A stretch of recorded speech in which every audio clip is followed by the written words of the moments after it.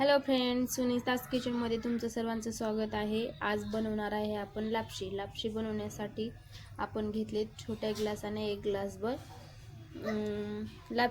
लापशी घेऊन त्याला पाकडून त्याच्यातले जे कचरा जे घाण आहे ते सगळं काढून घेतलेलं आहे, त्याला साफ करून घेतलेला आहे। आता त्यानंतर आपण एका कुकरमध्ये 2 ते 3 ग्लास पाणी ठेवले मोठे ग्लासाने।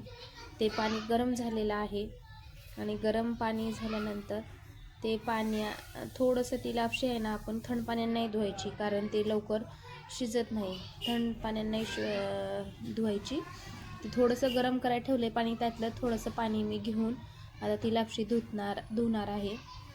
आणि बघा आता मी घेतले गरम पाणी, 2दा धुतले आणि आता मी तुम्हाला दाखवण्यासाठी आणखी एकदा धुते। आणि हे सगळं धुवून घेतल्यानंतर ही लापशी धुतलेली त्या कुकरमध्ये टाकून घेणार आहे। आणि लापशीला थोडंसं पाणी जास्त ठेवायचं, कारण लापशी जेवढं चांगलं शिजेल तेवढं चांगलं असतं, म्हणजे खायला पण आपल्या पोटासाठी पण।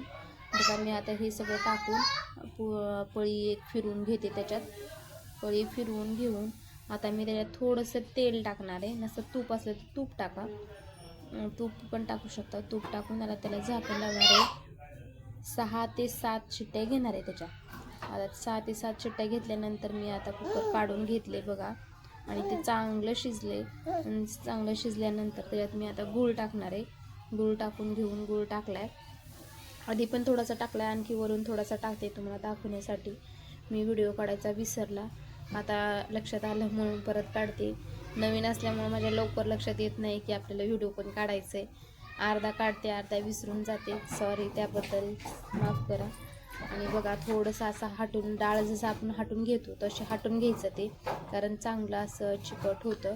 बघा थोडंसं गूळ राहिलं आहे मध्ये कुठं तरी, तर त्याला 5 मिनिट शिजू द्यायचं आणि ते खाण्यासाठी तयार आहे। दूध, तूप आणि टाकून ते खायला मस्त लागतं। ठीक आहे, बाय, लाईक